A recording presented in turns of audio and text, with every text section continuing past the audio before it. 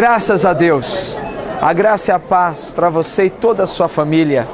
Nós estamos juntamente nesse programa Mensagem de Esperança.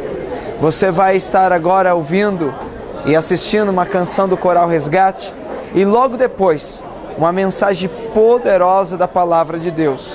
Ladrões de alegria. O que tem te acontecido? O que tem roubado a tua alegria? Acompanhe e seja edificado para a glória de Deus. Eu fui chamado para guerrear. Amém. Não importa a luta, não importa a provação. As nossas canções têm praticamente os mesmos temas. Não importa a provação, não importa a circunstância. Eu fui chamado para guerrear, eu fui chamado para louvar, para adorar e agradecer o nome do Senhor. Então eu convido você nessa noite a adorar o nome do Senhor, independente do estilo da música, independente se é lenta ou rápida. Adore o nome do Senhor, porque você foi chamado para guerrear. E essa guerra, a Bíblia diz que não é minha, não é sua, é do Senhor Jesus. Então eu convido você a adorar junto conosco. Eu fui chamado para guerrear. Aleluia!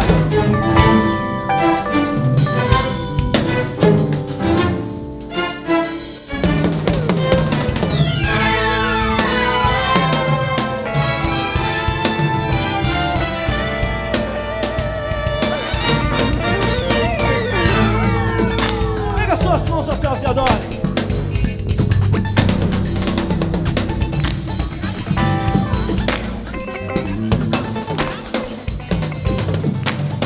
Cante assim.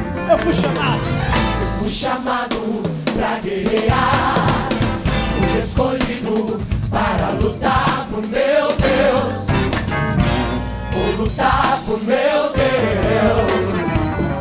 Raça santa, sacerdócio real, povo adquirido, preparado e guiado por Deus. Fui guiado por Deus. Ele é a força pra vencer. Ele é a força pra vencer essa batalha. Eu não vou perder, vou investir de poder. O sangue da cruz me faz vencer. Meu inimigo,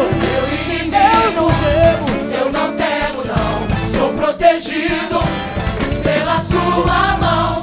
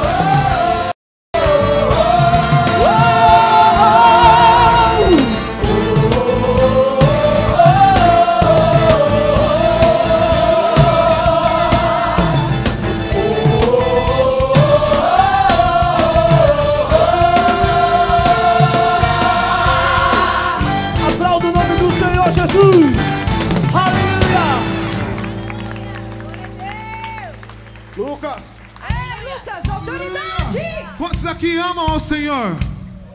Quantos aqui amam ao Senhor? Só aqueles que amam ao Senhor. Grite o mais alto que você puder para Ele te ouvir. Não. Só aqueles que amam ao Senhor. Gritem o mais alto que você puder.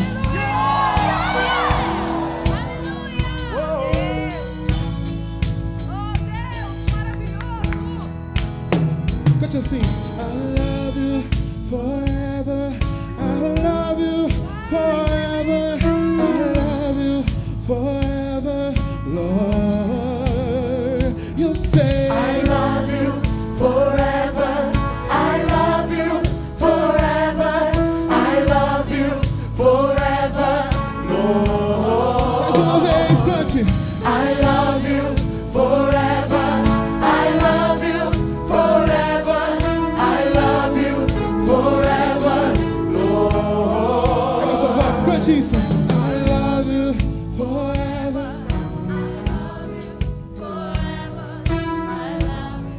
Forever, Lord. Cante assim, te amo pra sempre. Te amo pra sempre. Te amo pra sempre. Te amo pra sempre. Deus. Só a igreja, cante.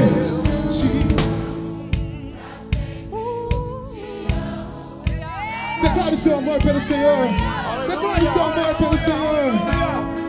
Suas irmãs, cante. Te amo.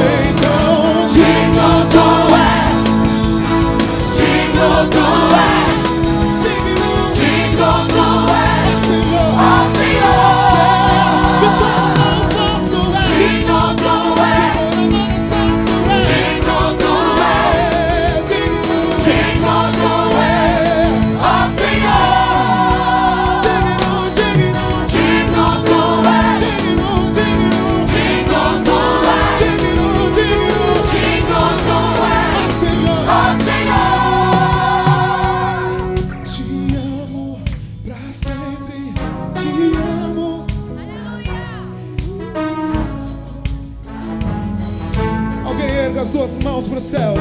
Olhe para o céu, cante isso. Olhe para o céu, declare isso. Olhe para o céu, declare isso.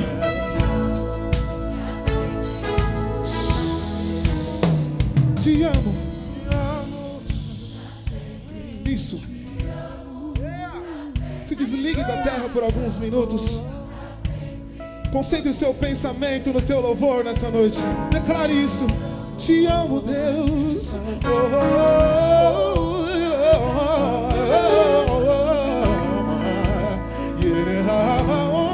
I love you forever. I love you forever. I love you. I love you I love you forever. I love you. Yeah, yeah, yeah, yeah. I love you. I love you. Forever. I love you forever. I love you forever, Lord.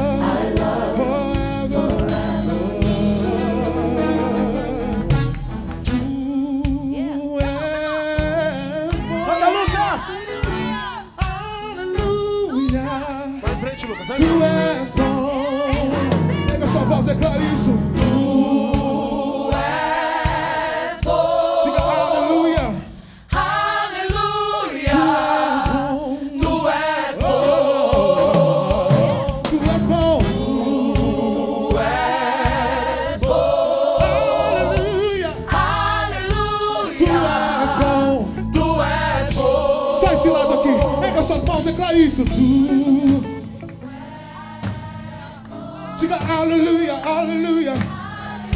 Espírito Santo de Deus está neste lugar. Mais uma vez, declare: tu és bom. Aleluia. Toda a igreja, vamos cantar. Tu és bom. O Espírito Santo está se manifestando através do teu louvor. A cura através do seu louvor. A cura para sua mente. A cura para sua alma. A cura para o seu corpo.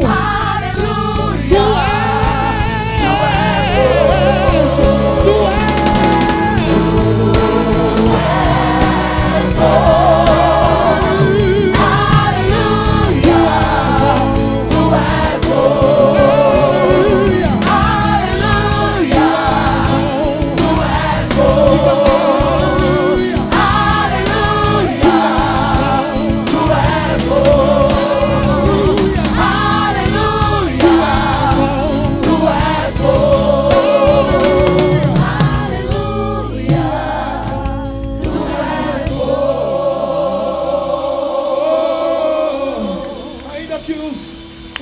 Se abalem. Aleluia! Vai, Lucas!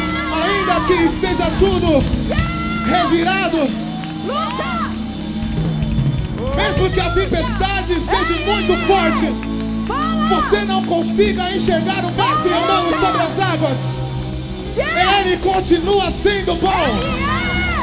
Ele continua sendo fiel para você. Ele tem sido bom para você. Ele tem cuidado da tua casa. Ele tem cuidado da tua família. Ele tem cuidado dos teus filhos. Ele tem sido bom para você. Aqui nesse santuário, erga as mãos aos céus e agradeça ao Senhor.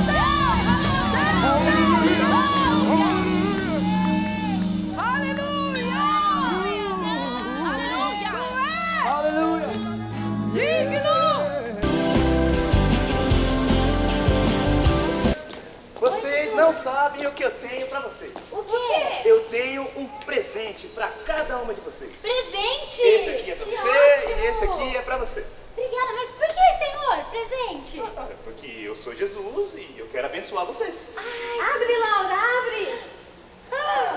Uma coca de 250 ml. Uma coca de Meu, 250. eu não precisava! Era exatamente o que você queria, Nossa, né? Jesus! Abre o seu, Sara! Uma coca de 350 ml. 350 reais, não era o que você queria? É? Vamos lá compartilhar com o pastor Pedro. Ei, Laura, ei. Oi. Tá tudo bem? Tá? Por que essa carinha murchinha? Quer dizer... Pô, Senhor, porque o Senhor não deu o seu melhor pra mim. Como assim? Ah, o Senhor veio presente pra vocês. Aí eu abro. Ah, que bonitinho, 250 ml, é. Aí vem a Sara. Pá! 350 ml. Pô, Jesus, eu quero um daquele lá. Então, aquele ali é da Sara. Ah. Esse aqui, 250, é seu, entendeu? Mas eu quero aquele. O que eu vou fazer com 250 ml de coca? Bebê? Não, eu quero aquele, Jesus. Vai falar pra mim. Eu quero uma daquelas 250 ml, eu quero esse negócio aqui, que esse aqui negócio. Nossa, nem enche o bucho. Pera, você tem certeza que 350 é exatamente o que você Tem. quer? Vai buscar Eu vou lá lá. buscar pra Vai você. buscar lá. Laura! Oi! Você não sabe o que eu ganhei? O quê? Uma coca! Uma coca! Sabe de quanto? Quanto? 600! O que você ganhou aí? Ah, nada. Veio fazer essa cola. Ah, mas daqui a pouquinho. Mas ó, deixa eu falar uma coisa. Vai vir alguém com uma coca bem maior que a sua, aí você vai ficar mais tão irritada. Tão irritada. Não duvido. Você vai ver. 600 ml é o master. Laura!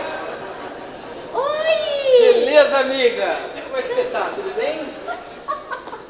Você não sabe o que me aconteceu? Que Jesus me deu, cara!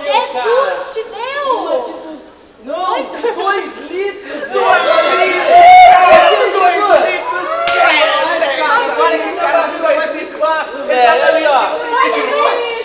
Qual que é o seu problema, meu? Você não preocupa com a minha pessoa. Não, o Senhor sempre dá mais pros outros do que pra mim. tá? 250 ml, 2 litros. Eu tô te dando o meu melhor, Laura. Não, Senhor, esse não é o seu melhor. Claro que é o meu melhor. Não é, Jesus. 250 ml, 2 litros. Olha, eu já tô entendendo o que está acontecendo.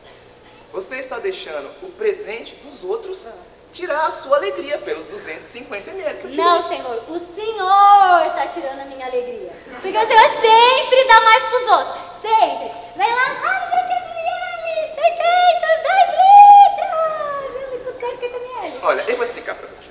Esse aqui, ó, de 250 ml, é exatamente o que eu planejei para sua vida. Exatamente o que eu queria que você tivesse. Isso. Não me interessa. Não me interessa. Não é isso que eu quero.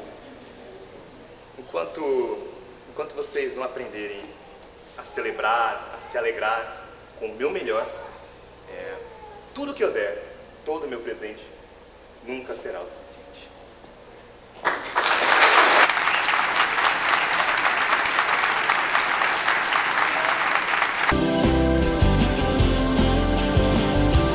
Nessa noite eu quero falar do tema que é ladrões de alegria.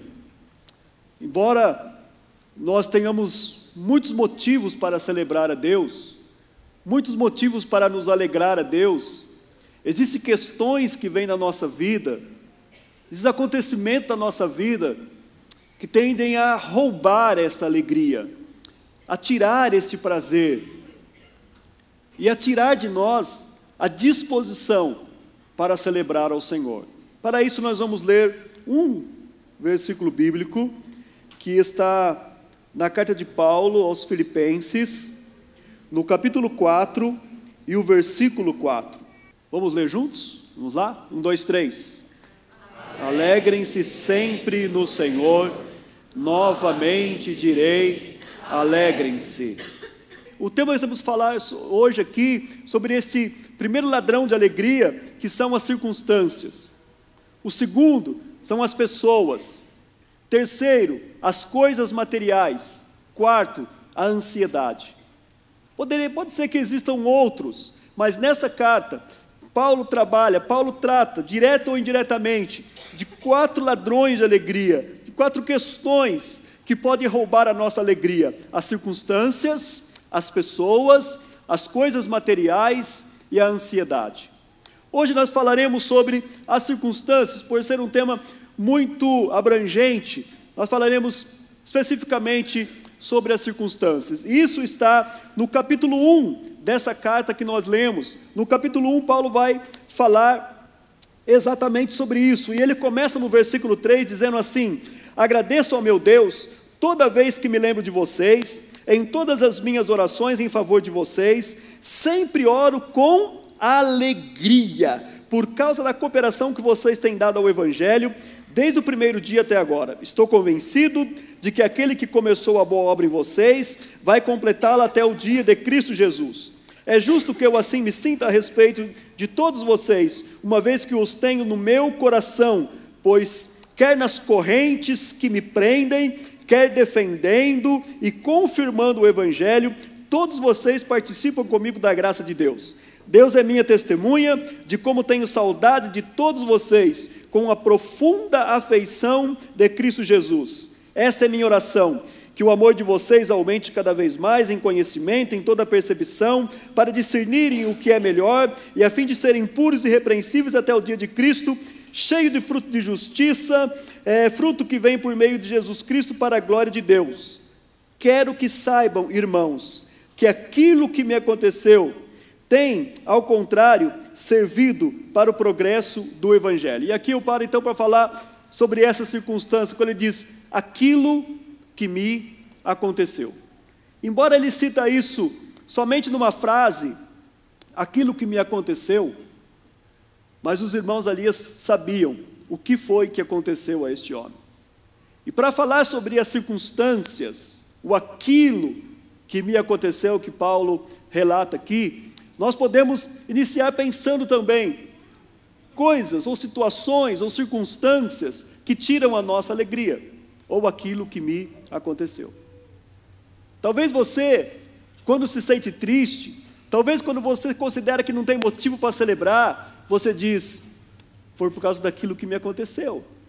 Eu tinha alegria, eu celebrava, eu era feliz, mas aquilo que me aconteceu, aquela circunstância, aquele fato, de repente, derrubou o castelo que eu estava construindo, de repente, destruir os meus projetos, destruir os meus sonhos, tirou a minha alegria de celebrar, tirou a minha alegria de cultuar, tirou a minha alegria, tirou a minha felicidade. Aquilo que me aconteceu são as circunstâncias. Que circunstâncias? Podem ser circunstâncias que envolvam a sua família. Quantas pessoas que se casam com um projeto tão glorioso, com um sonho tão glorioso de constituir uma família, pensam nos filhos, pensam num lar abençoado, num lar feliz, pensam em tantas coisas, em conseguir as coisas aos poucos, e um dia ter algo glorioso, algo bom, mas muitas vezes surgem as circunstâncias no meio da família.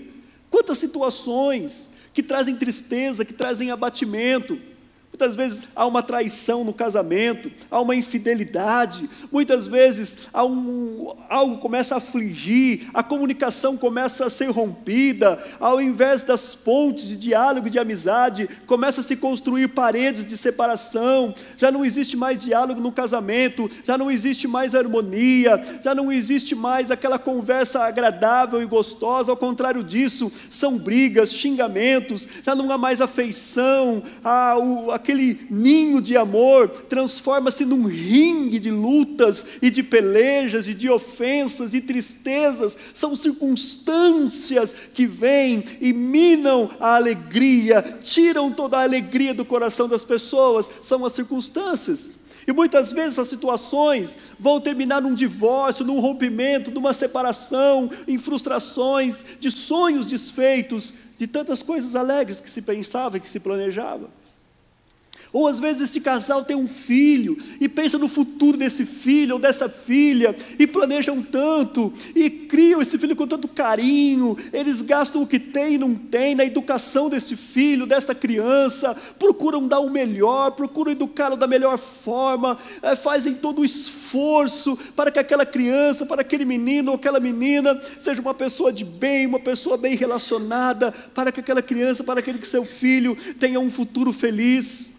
Mas de repente chega a adolescência e o começo da juventude, esse filho, essa filha se mostra rebelde, muda o seu comportamento, agora ofende os pais, faz sangrar o coração da mãe, traz lágrimas aos olhos do seu pai. Essa criança passa a ser, em vez de uma alegria, uma decepção, e os pais começam a ficar entristecidos, e muitas vezes essa criança, esse filho, eles se infiltram no pecado, nas drogas, na bebida, na contaminação desse mundo, perdem toda a honra que os pais procuraram dar para essa criança, para esse filho, e agora ele está totalmente perdido, e aquilo traz tristeza no coração dos seus pais. São circunstâncias que a família é envolvida, e aquela mãe não tem mais alegria, aquele pai não tem mais contentamento, e olha para aquela circunstância, e isso lhe machuca o coração, isso lhe traz tristeza, ele diz, já não tenho mais motivo para celebrar. Circunstâncias que envolvem a família. Circunstâncias que podem envolver também o trabalho. A pessoa entrou numa empresa, ou montou um negócio, ou começou algo, planejou o seu futuro naquilo, sabia que daquilo ali ele tiraria o seu sustento, ele formaria algo bom, algo sustentável para a sua velhice. Ele imaginou o tempo que chegaria a velhice, ele se aposentaria com um bom salário, tendo educado seus filhos, tendo a segurança de ter um lugar onde morar, de ter algo confortável para a sua família e para si. Mas no meio dessas coisas, circunstâncias podem aparecer, a empresa quebra, ou ele é demitido, as portas de trabalho são fechadas, aquilo que ele botou a sua confiança, aquela perspectiva que ele tinha, de repente não acontece mais. Ou quem sabe é um estudante que se dedicou 4, 5 anos dentro de uma faculdade, se esforçou, estudando noite e dia, perdendo horas de sono e diversão, mas de repente ele se forma e ele sai com o seu certificado na mão, com o seu histórico escolar, mas as portas são fechadas para ele, não lhe dão uma oportunidade de trabalho, e isso são circunstâncias que vão minando a sua alegria, vão minando o seu prazer, e vai trazendo tristeza, ele já não tem mais motivo de celebrar. Situações que podem envolver perdas na família, separações, Muitas situações é a morte que chega no lar, ceifando a vida do pai de família, da mãe, de um filho querido, de um parente amado. Aquilo vira um vazio impreenchível, uma situação que causa tristeza profunda, que a pessoa pensa que jamais vai superar aquela situação, algo que lhe traz tristeza. E quando a pessoa imagina os bons momentos de alegria, de júbilo, de felicidade com aquela pessoa que estava ao seu lado, de repente já não está mais, isso lhe traz tristeza profunda. Ele já não tem motivo mais de celebrar, ela já não tem mais motivo de se alegrar. São circunstâncias que roubaram a sua alegria, que roubaram o prazer de celebrar.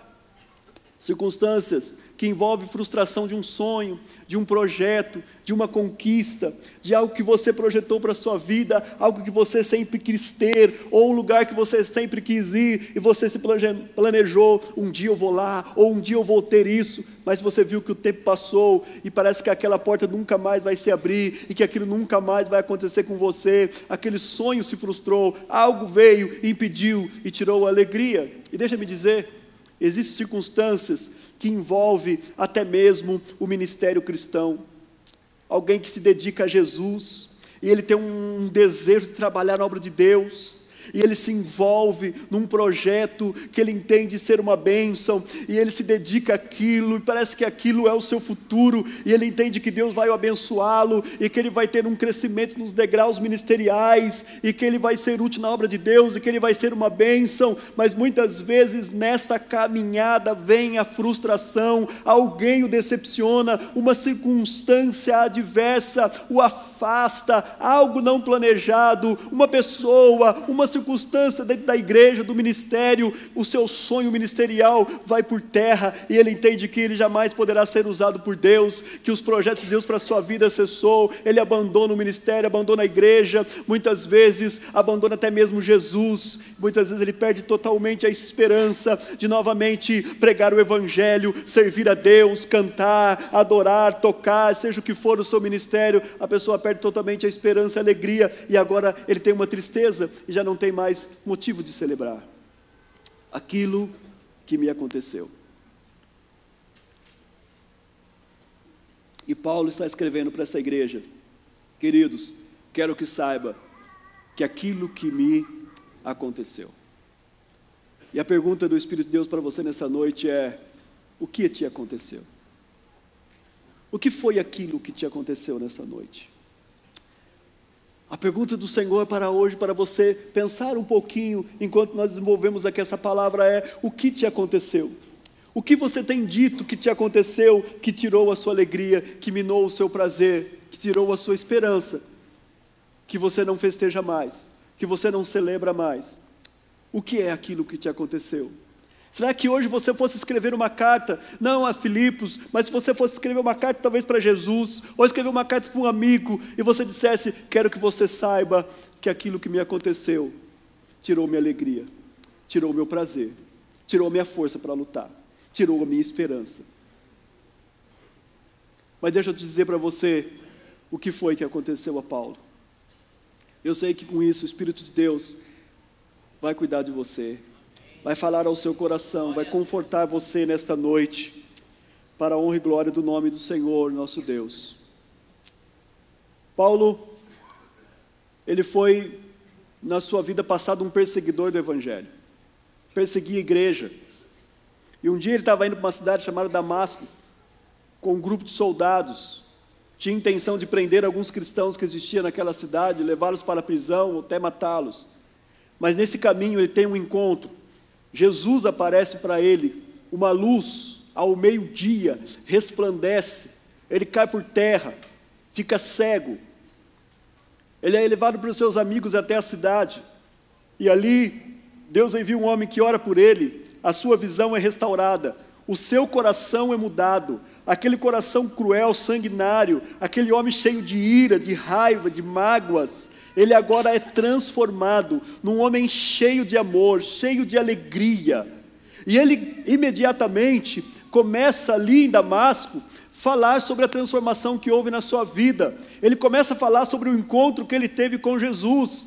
E ele se empolga no seu primeiro amor, naquela alegria de algo extraordinário que acontece na sua vida. Ele quer que todos saibam disso. E ele tem a expectativa de que todas as pessoas se alegrem com ele. Mas o que acontece é que as pessoas ficam ressabiadas com ele.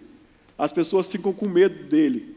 E ninguém quer ter amizade com ele. E começam até mesmo a persegui-lo. E Paulo é obrigado a fugir daquela cidade. À noite, num cesto, ele desce pelo muro, as pessoas ajudam ele a escapar. E ele sai dali. E ele fica 3 anos na Arábia. E ali por 3 anos, só, ele começa a estudar as Escrituras. Ele faz uma releitura do Antigo Testamento, porque ele era um doutor em Antigo Testamento, criado aos pés ou na escola do maior sábio, do maior rabino daquele tempo, chamado Gamaliel. Mas agora Paulo faz uma reciclagem da sua teologia. Ele lê novamente tudo aquilo e ele começa a descobrir nas profecias do Antigo Testamento a pessoa de Jesus Cristo, que aqueles textos falavam sobre Jesus, e ele compreende e entra no seu coração e na sua mente que Jesus é o Cristo, o Salvador do mundo, o Messias aguardado. E ele, cheio dessa sabedoria, desse conhecimento, ele não consegue se conter. Ele volta para Damasco e agora ele começa a anunciar para as pessoas,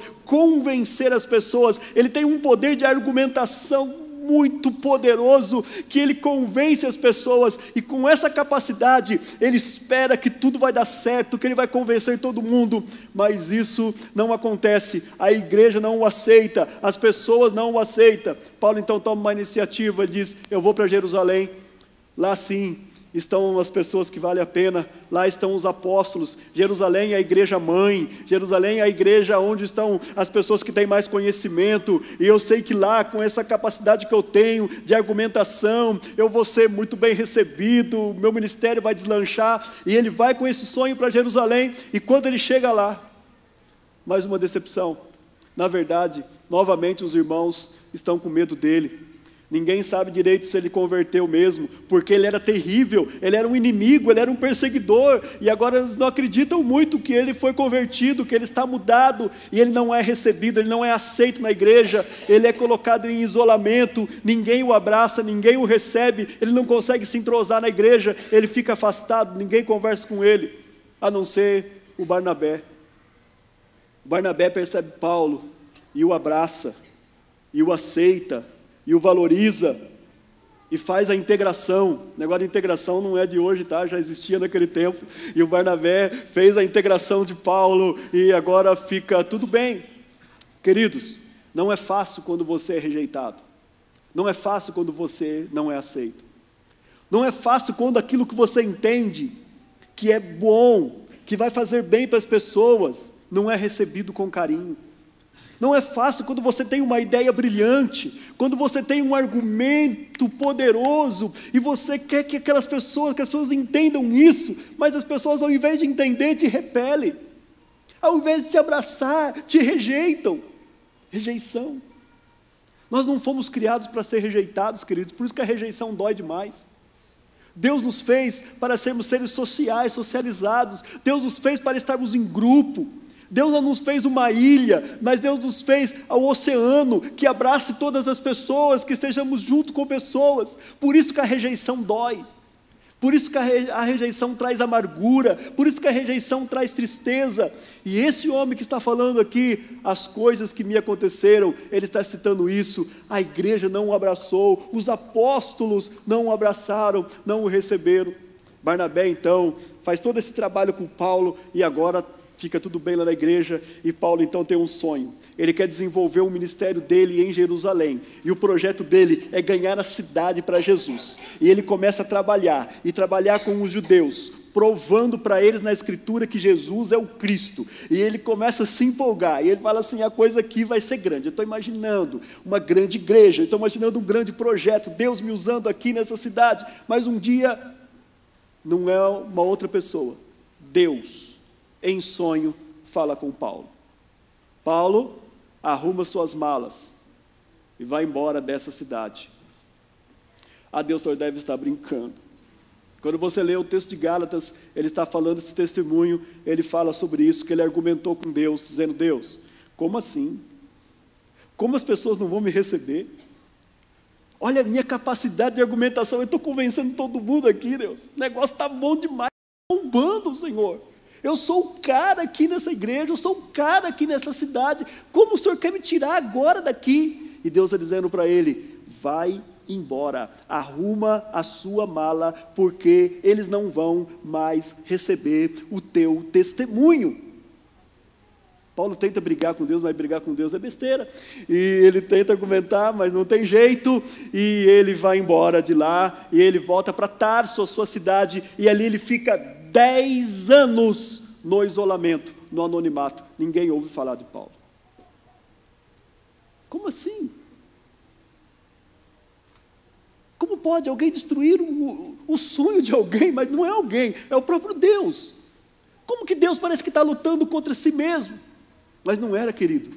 Deus estava trabalhando no coração de Paulo. Deus precisava esvaziar Paulo de algumas coisas.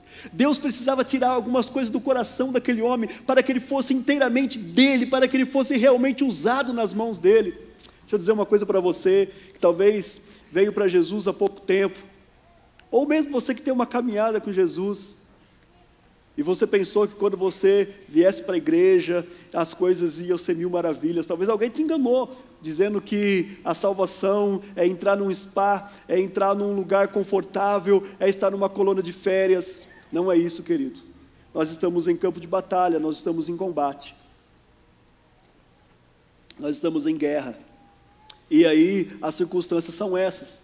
Mas por que Deus faz isso? Porque Deus quer trabalhar em nossa vida. E às vezes Deus precisa tirar algo de dentro de nós, nosso orgulho, as nossas pretensões, as nossas grandezas. Muitas vezes nós achamos que nós somos, que nós podemos, que nós temos capacidade, e Deus então começa a trabalhar e nos esvaziar de tudo isso. E o pior de tudo, querido, sabe o que acontece? O texto de Atos capítulo 9 fala isso, que quando Paulo vai embora da cidade, as igrejas em Jerusalém têm paz e começam a crescer muito. Você já pensou isso? Deus te manda embora de um lugar, e depois que você vai embora, o negócio cresce e fica bom. Aí você olha para aquilo e fala assim: então eu era o estorvo, eu era o empecilho, eu era o problema mesmo. Aquilo que me aconteceu. Talvez se acontecesse comigo, talvez se acontecesse com você, diria assim: ó, então já que eu sou um estorvo mesmo, já que eu não sirvo mesmo, já que eu sou um impedimento mesmo, não quero mais saber. Vou ficar na minha, vou ficar lá, vou sentar no meu lugarzinho, se alguém me perguntar eu falo alguma coisa, se não perguntar também não falo, não quero mais saber disso, vou cuidar da minha vida, esquece esse negócio de projeto de Deus, esquece esse negócio, eu tinha um sonho, Deus mesmo me tirou, Deus mesmo lançou fora, então, e depois que ele, pior de tudo, que depois que ele me tirou, o negócio ficou bom, acabou gente. E aí, o pior é que ele não podia acusar ninguém agora, porque não foram os judeus, não foram os opositores, foi o próprio Deus que tirou ele. Mas Deus estava trabalhando nele. Querido, deixa eu dizer uma coisa: Deus primeiro vai trabalhar em você, para depois trabalhar através de você. Deus precisa trabalhar em mim, para depois trabalhar através de mim. Deus precisa trabalhar em nós, para depois trabalhar através de nós.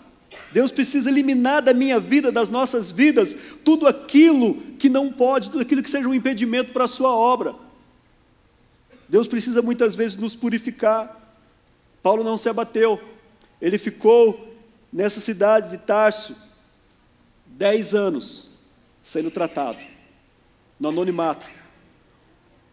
E eu fico imaginando um homem que tinha a capacidade dele, um homem que tinha o conhecimento dele, sem ter uma multidão para ele falar, sem ter um púlpito para ele pregar, sem ter um grupo para ele discipular, sem ter uma porta do evangelho para ele transmitir. É um tempo, é um hiato no ministério de Paulo. Ninguém ouve falar dele, ele está isolado.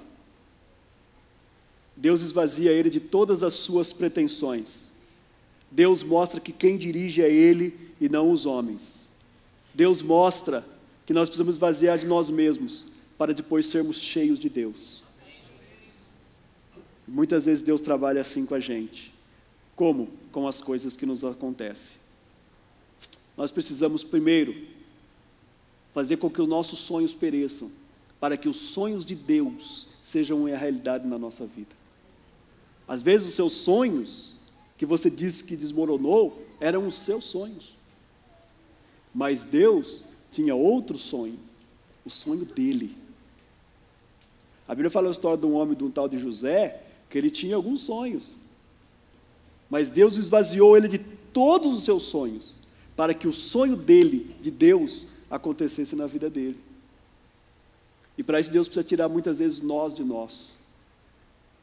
Davi, antes dele subir ao trono, Deus no lugar de Saul, Deus precisou tirar o Saul que tinha dentro de Davi.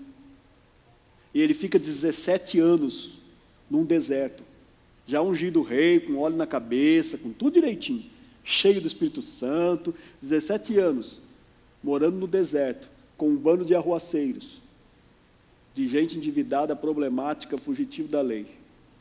Ele era o líder do bando, não fala que era do exército nem do grupo. Um rei, ungido por Deus, pelo sacerdote e profeta Samuel, era o líder de um bando. Deus estava trabalhando em Davi, para depois pudesse trabalhar através de Davi. Talvez é isso que Deus está fazendo com você e você não está entendendo. As coisas que estão acontecendo, é Deus trabalhando em você. É o amor e a graça de Deus trabalhando em você. É o amor e a graça de Deus movendo em você, para que você chegue no lugar, para que você chegue no ponto que Ele realmente te quer, para que os sonhos dEle comecem a ser realidades na sua vida, não os seus sonhos, mas o sonho dEle. Glória a Deus. Passa-se 14 anos, desde a conversão de Saulo, como ele era chamado ainda. E na cidade de Antioquia começa um grande avivamento, sem a presença dele. A coisa lá está bombando. A igreja toda, a sede da igreja transferida para Antioquia. O Espírito de Deus está fluindo naquela igreja.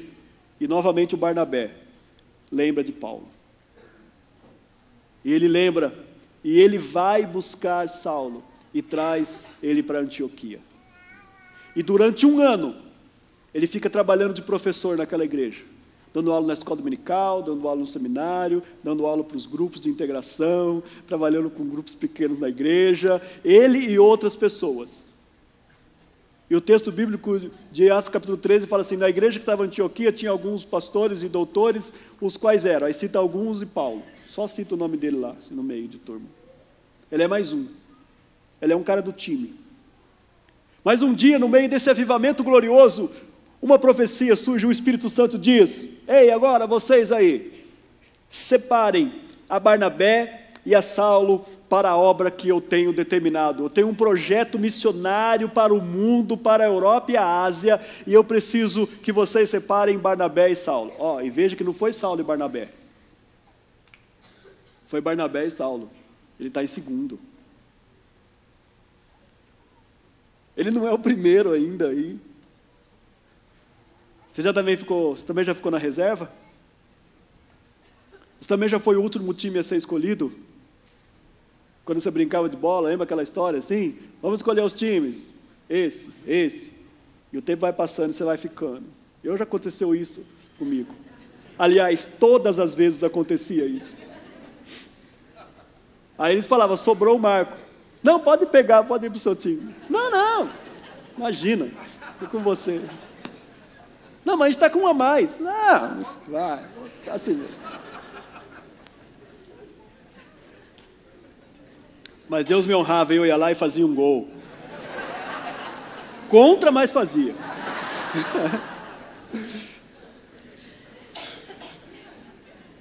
Ei, a sensação de quando as pessoas não veem o seu talento, de quando as pessoas não veem o que você tem.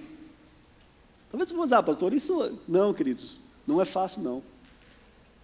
Não é fácil isso. Mas finalmente acontece na vida de Paulo. Ele agora põe as mãos sobre ele e agora vai. Agora é o Espírito Santo que está dizendo para ele, vai embora, vocês vão por esse caminho. O Espírito de Deus dá toda a direção. Paulo está empolgado, e ele sai junto com Barnabé, não tem problema que ele vai ser liderado por alguém, aliás, ele já entende, ele já está humilde agora, ele já sabe que para você um dia se tornar um líder, tem que aprender a ser liderado primeiro. Então muita gente que às vezes quer ser o grande líder, mas não sabe o que é ser liderado, você talvez não sirva para ser um líder. Aprenda a trabalhar em equipe, em grupo, depois Deus vai te usar um dia. Muita gente fala assim, não, eu fui chamado para ser cabeça, fui chamado para estar na liderança, mas Deus antes quer que você aprenda a ser liderado, Deus quer que você aprenda a humildade primeiro. E Paulo agora já está tudo bem, não tem problema, que é Barnabé e Saulo, ele vai embora, está feliz, no caminho um anjo do Senhor e Deus aparece para ele e passa, a partir daquele momento, fala, não vamos nem chamar você mais de Saulo, você vai ter, vamos chamar o seu outro nome. Não é que Deus mudou o nome de Paulo, tá gente? Cuidado com isso aí. Irmão, eu era Saulo, mas quando ele se converteu, Deus chamou ele de Paulo. Paulo tinha 2 nomes, ele tinha o nome Saulo, que era o nome judeu, que é o mesmo Saul, é Saul no hebraico, Saulo no grego. No Novo Testamento aparece como Saulo. Então esse é o nome judeu, o nome de nascimento dele. Mas ele adquiriu uma cidadania romana. E quando ele adquiriu a cidadania romana, ele podia escolher um outro nome com que ele se relacionava com os romanos, porque o pai dele era muito influente e dentro do Império Romano, e o pai dele comprou um título de cidadão romano que foi transferido para ele, e aí Paulo tinha um nome romano que era Paulo, esse era um outro nome dele. Como agora ele sai numa viagem missionária, e a viagem missionária dele, ele vai trabalhar com pessoas que não eram judeus, ele passa a usar o nome de Paulo. Não é que Deus mudou o nome dele, não, ele passa a usar o nome de Paulo. E agora já conhecido como Paulo, ele está feliz, ele está alegre, e a primeira cidade que ele chega chama Listra.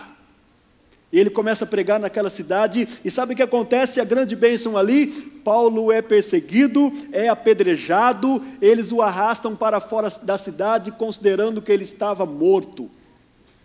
Quando ele escreve aos Colossenses, ele fala que ele realmente, naquele dia, ele se abriu mão da vida, ele entendeu que ele ia morrer. Eu perdi a esperança até mesmo de viver, falando desse episódio. Fala, esse aí nós matamos. Mas ele se levantou. Ele não morreu, ele continuou. O que pensar agora, queridos? Como assim? Foi o Espírito Santo que falou. Irmãos, a gente vê esses movimentos de teologias que tem hoje da afirmação positiva, esse negócio que crente não pode sofrer, que crente não fica doente, que quem serve a Deus é só vitória, que ele atravessa em cima do mar, se o mar não abrir, ele passa dentro da água, e canta hino da vitória do outro lado, e se der trovão não acerta ele, e um monte de coisa que a pessoa fala, ele rasga o leão, ele explode o urso, ele é uma fera, ele acontece tudo com ele. Essa não era a vida de Paulo, não, querido. Não era a vida dele, não. Talvez muitos hoje diriam, esse homem está em pecado, não é possível, não quero andar com esse cara, é um azarado, esse cara aí, pelo amor de Deus, sai fora dele. O que ele diria agora? Como fazer isso? Será que não era Deus que estava dirigindo? Será que o que estava acontecendo? Mas ele ouviu a palavra, a unção do Espírito o enviou. Ele não fica abatido, ele não está decepcionado com Deus, ele não põe Deus na parede, ele não reclama contra Deus, não questiona a sua vocação, pelo contrário, ele segue em frente, ele vai para a sua segunda viagem missionária, e na segunda viagem missionária ele queria continuar o trabalho, terminar o trabalho na Ásia, aí Deus falou para ele, você não vai para a Ásia, você vai para a Europa, e aí ele vai para a Europa, e Deus queria começar um trabalho na Europa, e sabe o que ele manda? Para Filipos, essa cidade que ele escreveu essa carta. E quando ele chega ali em Filipos, tem a conversão da Lídia, e um dia ele está andando na rua com o seu companheiro, e vem uma mulher atrás que tinha um espírito de adivinhação, e ela começa a dizer, esses homens que vos anunciam o Evangelho são servos de Deus Altíssimo. Pronto, começou a bênção, começou na vida dele. E todo dia, no terceiro dia, essa mulher atrás dele, esses homens que vos anunciam o caminho da salvação são servos do Deus Altíssimo. Paulo tem um discernimento, isso aí não é de Deus, isso aí é um espírito demoníaco, está querendo inchar a gente aqui, está querendo fazer propaganda enganosa. Ele olha para trás e fala, demônio, em nome de Jesus, saia. Pronto, a mulher era adivinha, ela tinha um espírito de adivinhação, e agora não adivinha mais. E aí os seus senhores que a escravizavam, já não tinha mais, perderam a fonte do seu lucro, e eles chamaram Paulo, consideraram ele como alguém que fazia tumultos, e eles começam a fazer uma perturbação na cidade, e a coisa se alvoroça tanto, e aí ele é preso. Ele é açoitado em praça pública, ele é amarrado num tronco, humilhado, envergonhado diante de toda uma cidade, porque esse tipo de julgamento naquele tempo não era feito dentro de um tribunal, era feito nas praças, para que todas as pessoas vissem. Paulo recebeu açoites, 39 açoites em praça pública, diante de toda aquela cidade. Os irmãos da igreja estavam vendo ele sendo açoitado, ele é levado para o cárcere, amarrado num tronco. As coisas que me aconteceram, aqueles irmãos sabiam disso. E chega a meia-noite da sua vida, mas dos lábios dele não estão vindo murmuração, dos lábios dele não se ouve reclamação, dos lábios dele não se ouve blasfêmia. Pelo contrário, a Bíblia fala que à meia-noite ele cantava louvores ao Senhor. Ele orava, ele cantava, ele celebrava, ele adorava a Deus. As coisas que me aconteceram, irmãos. Ele está dizendo para essa igreja, quando ele está falando de alegria, dessa alegria contagiante que ele está transmitindo, falou, essas coisas que aconteceram, isso aí, as coisas que me aconteceram. Há uma descrição que ele faz em 2 Coríntios, no capítulo 11, versículo 23 ao 28, ele faz um pequeno relato do que acontece com ele. E aí ele diz assim: são servos de Cristo, eu ainda mais. Me expresso como se estivesse enlouquecido, pois trabalhei muito mais. Fui encarcerado mais vezes. Fui açoitado mais severamente. Em perigo de morte várias vezes. 5 vezes recebi dos judeus 39 açoites. 3 vezes fui espancado com varas, 1 vez fui apedrejado, 3 vezes sofri naufrágio, passei um dia e uma noite exposto à fúria do mar, muitas vezes passei por perigos em viagens, perigos em rios, perigo entre os assaltantes, perigo entre os meus próprios compatriotas, perigo entre os gentios, perigo na cidade, perigo no deserto, perigo no mar, perigo entre os falsos irmãos. Trabalhei arduamente por diversas vezes, fiquei sem dormir, passei fome e sede, e muitas vezes atravessei longos períodos em jejum, suportei frio e nudez. Além de tudo isso, pesa diariamente sobre mim a responsabilidade que tenho para com todas as igrejas. Paulo está dando um testemunho do que acontece com ele. As coisas que me aconteceram, mas à meia-noite ele está cantando louvores a Deus.